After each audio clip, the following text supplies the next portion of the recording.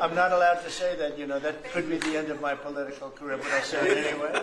But you are beautiful, and you're beautiful inside. So I wish I had more reporters like you.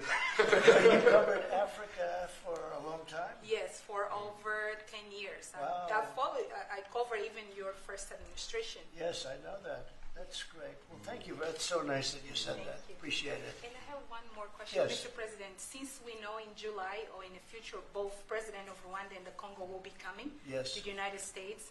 In Africa, President John Lorenzo, the president of Angola, he is also the leader of African Union. Good. He worked very hard to bring peace, but unfortunately... Let's get him here. Yes. That's okay? Would you invite him for me? Of course. Okay?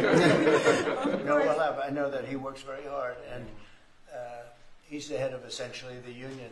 So the union all over Africa, not the kind of union that we have. This is the union all over Africa, and I'd love to have him, so you'll let him know. Of course, Okay? Mr. President. Thank you very much. Thank you, Good. Mr. Now you go back to where you belong, right? That's great. That was a great job. It's real knowledge and real heart, too.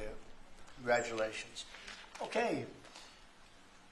So we're here today to celebrate a glorious triumph, and that's what it is, for the cause of peace.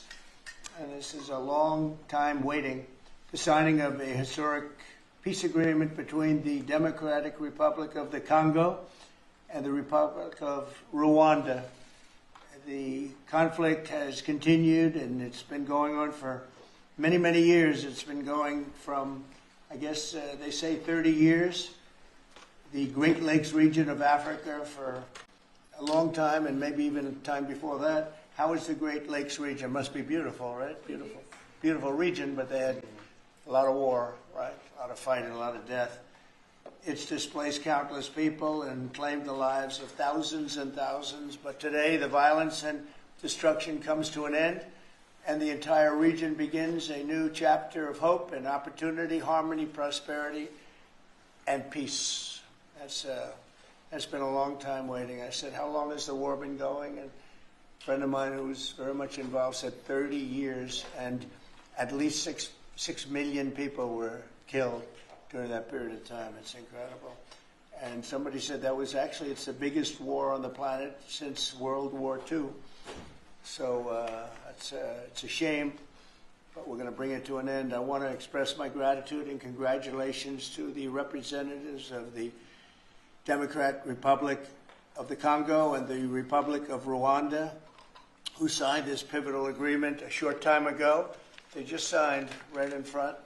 And let me also thank Secretary of State Marco Rubio, who has worked very hard on this subject, and we've worked on it together, for his outstanding leadership, as well as Senior Advisor for African and Africa Affairs, Mossad Boulos, who's, as you know, spends a lot of his time in Africa, and he's very comfortable there. I said, were you at all uncomfortable with all of the turmoil and all of the killing? And he said, no, I wasn't uncomfortable. And that's what you need.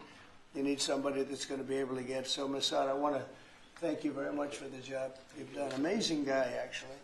I also want to thank African Union, Qatar, Togo, for working closely with the United States. And I know Qatar was really working hard, and African Union, we just spoke about that. And, I look forward to having them representatives here when we do the official meeting, and that'll be sometime in July.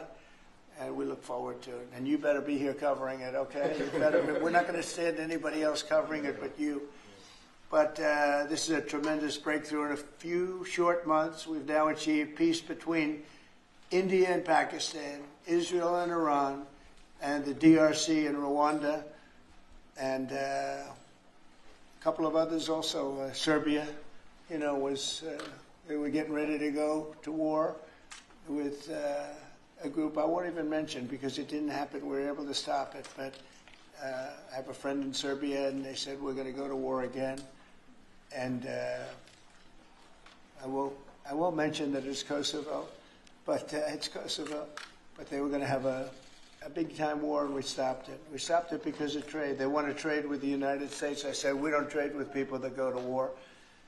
And we said that also with, if you take a look at Pakistan and India, it was great. They have two great leaders, and they were able to stop. They were in the midst of a big a big fight, I guess everybody saw, and it was going to get very bad. And they are nuclear nations, very powerful nuclear nations. In the months and years ahead, my administration will continue to work closely with all of the parties in this deal and ensure the agreements are fully taken care of. And you're going to do what's in the agreement. We'll say you better do what's in that agreement, right? Because if somebody fails to do that, bad things happen. But I have a feeling that after 30 years, I think after 30 years you're all set. I think both of you have said that's enough, right? That's enough. Yeah. That's enough. You've seen it all. So this is a wonderful day. It's a great day. We've had some tremendous success. It's been a great week between just coming back from a very successful trip. NATO's really pulled together. They have. They're going to spend over $1 trillion a year. Nobody expected a thing like that to happen. And we had the war. As you know, we call it the 12-day war. It was exactly a 12-day war, and we ended up with no nuclear weapons. That's what we wanted.